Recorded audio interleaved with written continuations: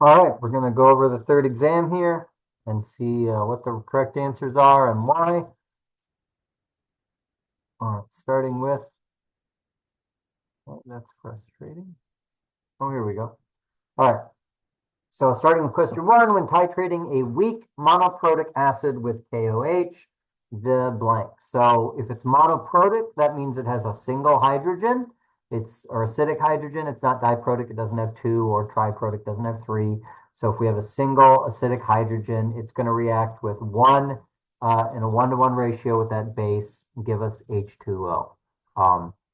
Because it's a weak acid, what we're going to end up with at the equivalence point is the conjugate base of that, which is going to be a weak base. So that's why our pH will be greater than 7 at the equivalence point. Determine the pH of a 0.82 molar NaF solution at 25 degrees. So what we have here is Na plus. This is an ion, sodium fluoride. When it dissociates, it's going to give us Na plus, NF minus. The Na plus is the conjugate acid of a strong base, NaOH. So therefore, the Na plus is going to have no effect on the pH. However, the F minus is the conjugate base of a weak acid, HF, and that Na or that F minus is going to have some effect. We're actually going to need to find the Kb for that F minus, and we're going to use the Ka to do that. So if we go in here, there we go. What the? Okay, interesting. All right, so we have 0.82 molar F minus. So the F minus is going to go in the solution. It's going to function as a base. There we go. The H2O will function as the acid. And we're going to get OH minus ions here. So our starting concentration of this is 0.82. Each of these would be 0. We're going to lose X of that. Everything here is happening in a 1-to-1 ratio, so we'll produce X of those. So we'll have 0.82 minus X and X and X. And what we want to do is find the Kb for that base, and that's going to be X times X over 0.82 minus X. So the Kb for this should be remember Ka times Kb equals Kw. Kw is 1 times 10 to the negative 14. And that's going to be equal to, in this case, our Ka we have for HF. That is 6.8 times 10 to the negative 4.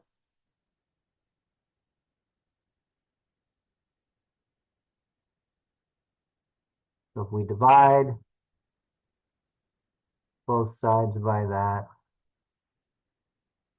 we'll get our K sub B. Of course, cancel here. And then we can plug K sub B into our equation here.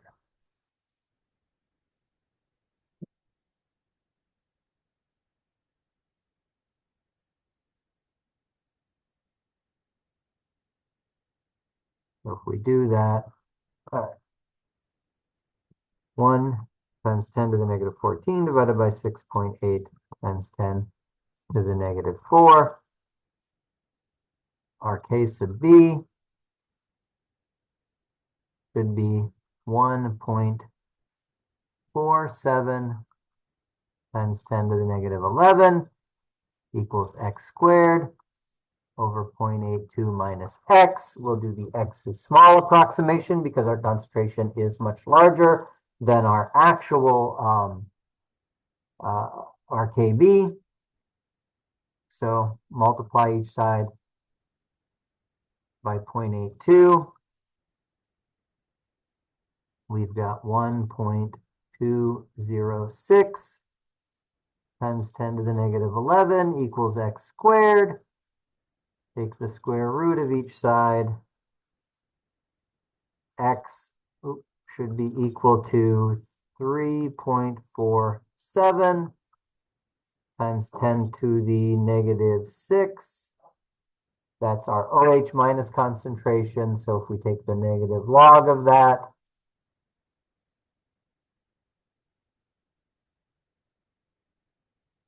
our POH is 4.56. And then our pH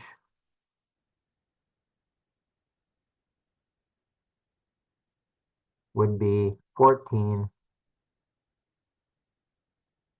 minus that, or 8.54. You may have had a different starting concentration for the NaF, depending on which version you had. If you did, you're just going to multiply the K sub B by that starting concentration instead. So for some of you, you may end up multiplying it by 0.82. For others, you may end up multiplying it by something else and getting a slightly different pH. But the way you solve this is going to still be the same. Still trying to find that pH, and again, doing it for the weak conjugate base of that weak acid. All right, question 3. Protonated form of an indicator is red. So the protonated form, that's with that acidic hydrogen attached to it. The deprotonated form is missing that acidic hydrogen, that's blue. So for these, a little bit different than the practice exam. There you had a noticeably larger concentration of one than the other. Here their concentrations are very similar. So if I want to see what is the ratio of one concentration to the other, it's about 1.07. So long as the concentration of the protonated form relative to the deprotonated form is less than 10 to 1, it's going to be a mixture of those two colors. So that's what we see. These are almost identical ratio or concentrations or ratios relative to each other. So we get a mixture of red and blue, which is purple. If the protonated form was much greater, if it was 10 times greater or 11 or 20 times greater, then that would dominate and it would be red. Or if the deprotonated form was, same thing, 10, 11, 12 times greater than the protonated form, then that color would dominate and we would see the solution being blue. All right. Oops. Come on. There we go. Next question, which of these is a Lewis acid? So for a Lewis acid, we're looking for a proton acceptor. So something that has, empty orbitals or some overall positive charge. So we've got aluminum, bromide, we've got carbon tetrachloride, we've got ammonia, and we've got CHBr3. So I've got what, ammonium or not, methyl tribromide, something like that. The carbons do not have any additional or empty orbitals. The nitrogen here actually has a lone pair, making it a good Lewis base. The aluminum here, though, has a positive charge relative to each of those bromides. You have the ionic compound here. So that aluminum, because of its positive charge, would be a good lone pair acceptor. So this would be your Lewis acid right there. All right. Which of the following salts, when 1 mole is dissolved in water, produces a solution with a pH closest to 7? So the 1 mole part there is just important because it's telling us we have the same amount of each essentially. So it's not like we have wildly differing concentrations depending on what each thing is. So we've got ammonium chloride, we've got K2O, we've got KCl, we've got LIF, and we've got NaOH. So right off the bat, this is a strong base. So we're going to throw that out. This gives me ammonium and chloride. The ammonium is the conjugate acid of a weak base, so this is also a weak acid. The chloride is the conjugate base of a strong acid, so it will have no effect. So this overall is going to be something acidic. We should see the pH below 7. Potassium oxide is going to give us K plus and O2 minus. Oops, sorry, not like that. But like this. So that oxide, we're going to see having some effect on the pH. The KCl, I have K plus and Cl minus. This is the conjugate acid of a strong base, so it will have no effect. The Cl minus is the conjugate base of a strong acid, so it will have no effect. Whereas with the lithium fluoride, I have the Li plus, that is the conjugate acid of a strong base and will have no effect, but the F minus is the conjugate base of a weak acid. So this is also a weak base. This would produce a solution that's slightly basic. So that KCl is the one that's going to be closest to pH 7 in this instance, due to the conjugates of that salt portion.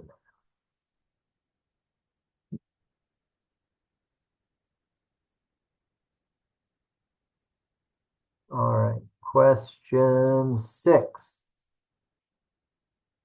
Looks like we have a titration question here. We are titrating 100 milliliter sample of 0.1 molar ammonia with a 0.1 molar nitric acid. So I've got the ammonia there as my base, the HNO3, the nitric acid as my acid. Determine the pH of the solution after the addition of 50 milliliters of HNO3. So I can work this out if I want. I want to find out how many moles I'd have for the for the ammonia. For the NH3, I take the 0.1 moles per liter times the volume in liters, which is 0.1 liter. This should be 0.01 moles of this. I'll do the same for the nitric acid. Take the 0.1 molar, 0.1 moles per liter, times the volume, 0.05 liters. There we go. And we get 0.005 moles of this. I can see that the nitric acid, I have exactly half as much nitric acid as I do NH3. If I wanted, I could write this out. It looks like this.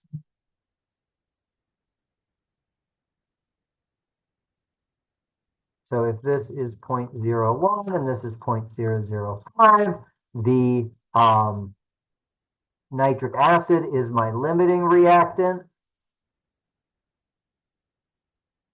So at the end,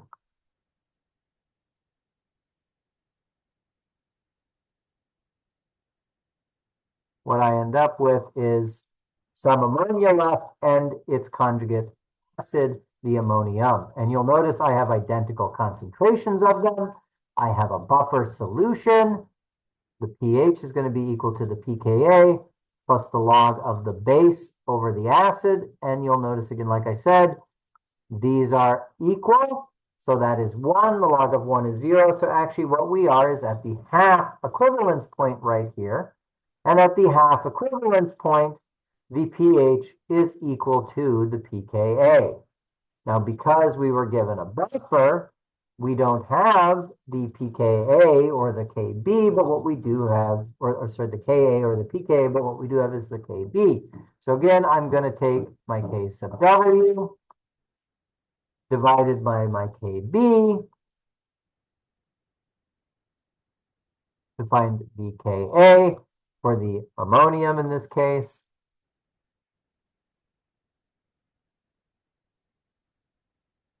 It's going to be the easiest way to do this. You could take the KB if you wanted, but then you have to, again, flip the whole formula. Then you have PKB, you have POH equals PKB plus the log of the acid over the base.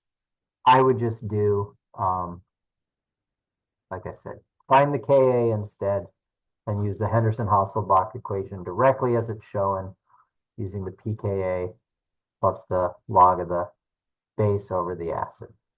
But since the base and the acid are in identical concentrations, our log value there is going to be 0. So we're just going to take log of this, negative log of this to get our pKa, and our pH is just going to be equal to that. All right.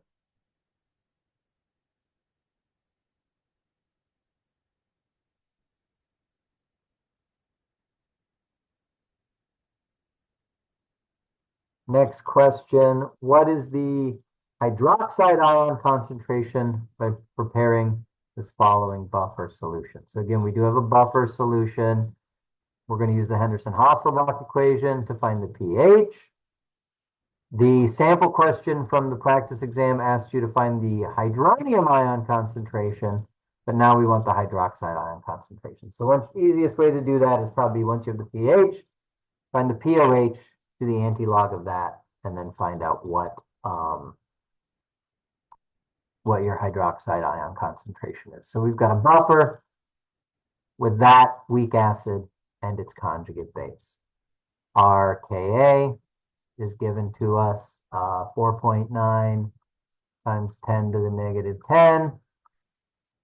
And then our pH is going to be the pKa, negative log of that,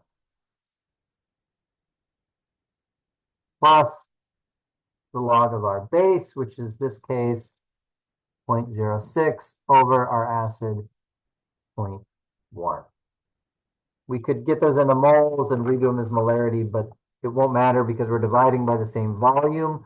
We're going to have the same ratio between them. And that's really what we're concerned about, is the ratio between the acid and the base. So this is 9.309 and 0.06 divided by 0.1.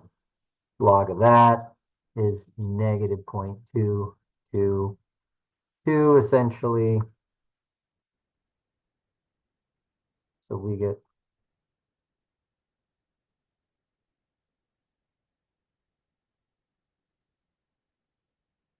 9.09 as our pH. We want hydroxide ion concentration though.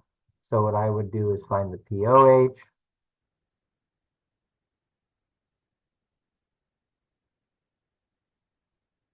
That should be 4.91. And the anti-log of that should give us our hydronium ion concentration, or not hydronium, sorry, hydroxide, which would be 1.2 times 10 to the negative 5 in that case. Yeah. All right. Okay. Next question.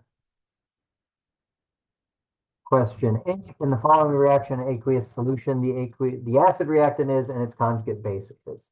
So if I'm looking at this reaction, I want to find out from the left side to the right side what picked up an additional proton. I can see in this case, it should be, there we go, the CH3NH2. From the left side to the right side, it is now CH3NH3 with a positive charge. So that means on the left side, it was the base. And the thing that then had to protonate it was the HSO4. And I should see on the right side that we have the HSO4 minus the H, or the acidic proton, which we do. We now have SO4 2 minus instead.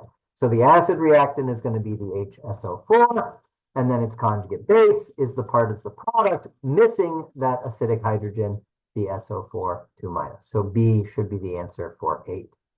9, identify the non-buffer.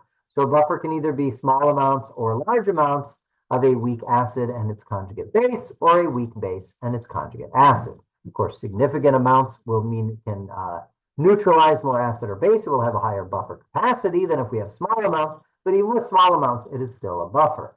So if we look, A, weak acid conjugate base, looks good. Weak acid strong base for B, nope, no base there, just acid and more acid. So B is a non-buffer. C, weak acid and conjugate base, buffer. D, weak base conjugate acid, buffer. E, weak base conjugate acid, still also a buffer. 10, the following reaction is exothermic for system at equilibrium, which change will shift to the left. So let's write out our reaction equation again. Let's put in, there we go, our reaction, our products, and add heat to that to see where in this reaction is heat.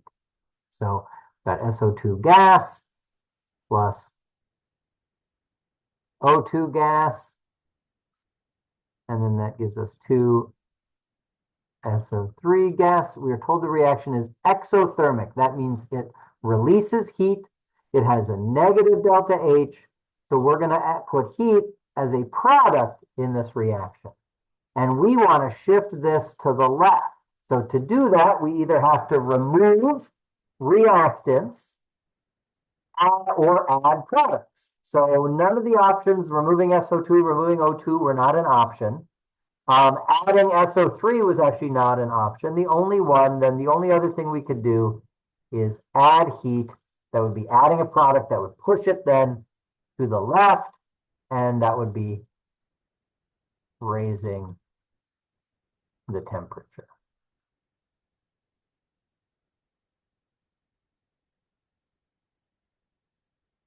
All right. Question 11, we've got another reaction. We're going to look at, again, what are our products, what are our reactants, what are we looking to do, and how do we need to manipulate it essentially to do that. So we've got 2 H2S,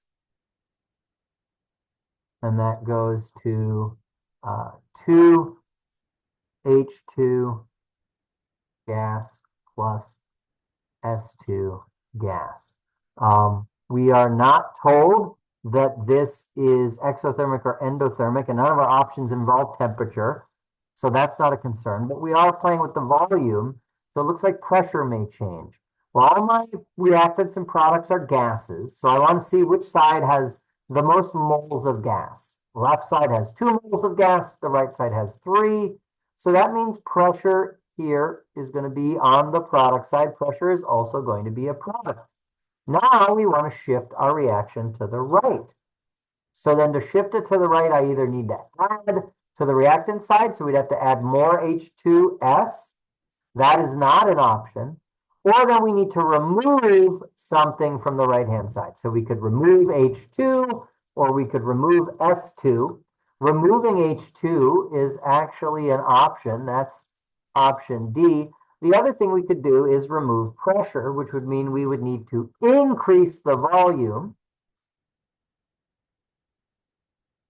And that would remove pressure. And so that were both options C and D. That's why I actually answer E. Both C and D would be the correct answer for this one, for 11.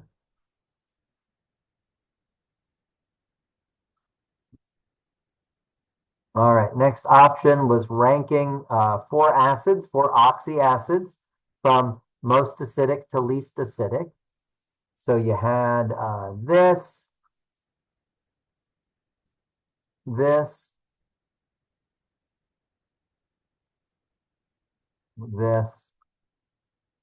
and this. Well, out of the 4 of these, sorry, one is a strong acid and only one of them. So that's going to be the most acidic. Now we can look at what is the central atom and what are the number of oxygens. Well, the least number of oxygens is usually going to be the least acidic. So HBrO2, that has only 2 oxygens. Oh, why didn't that take? So I know that that's going to be the very least acidic. So really I could put that all the way over here. And then I have to figure out between HClO3 and HBrO3, where do they go? Which one is more acidic between those two and which one is least acidic? Both oxyacids, both single hydrogen, same number of oxygens. So what's the difference? The central atom, one's a chlorine, one's a bromine. I'm looking for the more electronegative. The chlorine is the more electronegative. So it would be next in terms of acidity. Bromine is less electronegative. So the BrO3 would come after that. And then, like I said, at the end, the one with the least number of oxygens, the HBrO2. So that should be the order for those from most acidic to least acidic, and why. Which of the following is not a Lewis base? So I'm looking at all these reactants, or not reactants, but these molecules, and seeing which one does not have a lone pair, which one's not a good lone pair donor. So NH3 should have a lone pair on the nitrogen.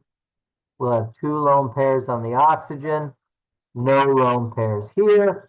The cyanide ion, we have a negative charge, so we're going to add an additional electron to that. So we should go from 9 to 10 electrons. I've got a triple bond here.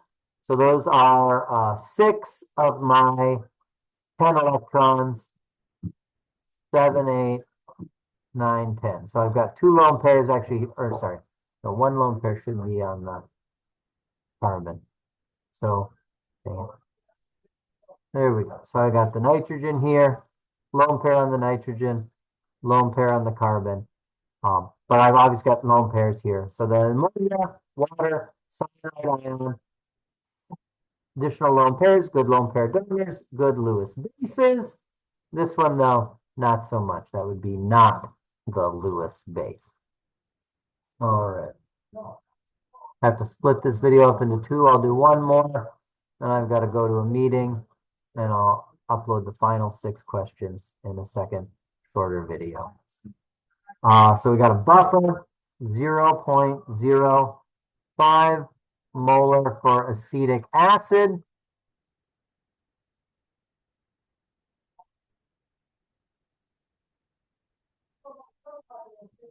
And 0.25 molar for its conjugate, the acetate ion here. So I don't know, we're told we have exactly 1 liter. That's nice because that means we can just multiply each of my molarities by the 1 liter and see that we'd have the exact same number of moles. 0.05 moles per liter times 1 liter is 0.05 moles.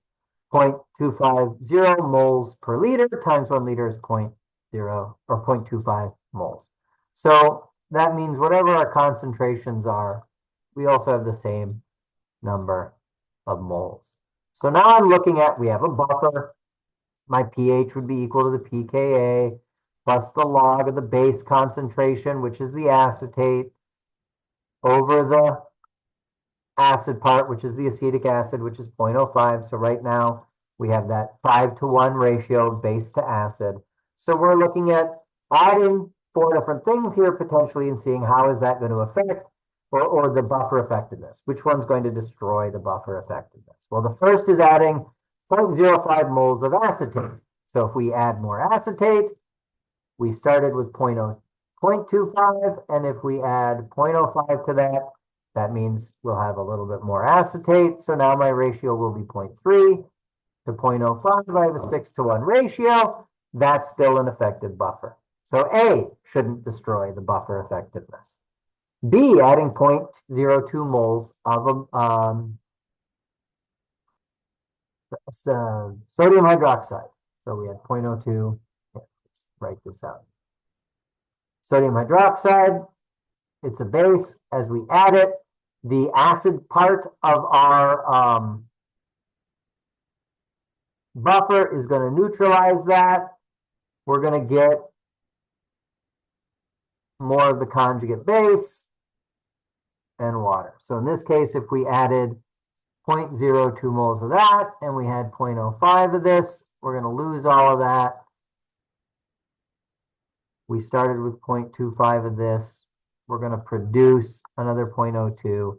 So at the end, our ratio here now will be 0.270 over 0.03. So I think that's a 9-to-1 ratio, but we're still within that 10-to-1 ratio. So technically, we still have an effective buffer. So A and B have not destroyed the buffer effectiveness. Now we'll look at C.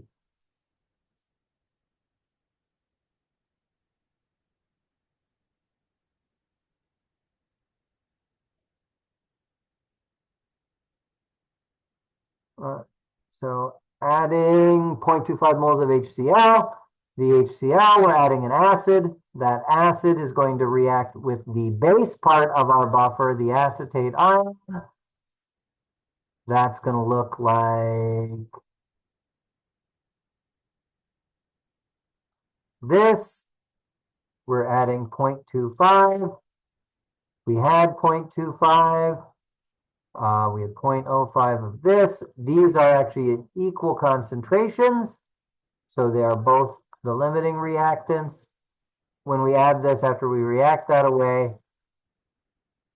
I will have no more base. So in this instance, my base to acid ratio would be 0 over 0.3. And you can see 0 over 0.3, that is greater than a 1 to 10 ratio. So that would destroy the buffer effectiveness. D, we're adding a little bit more of the acetic acid. So when we do D, we would change the ratio, or we would add that 0.05 moles of acetic acid directly to the amount of acetic acid we have.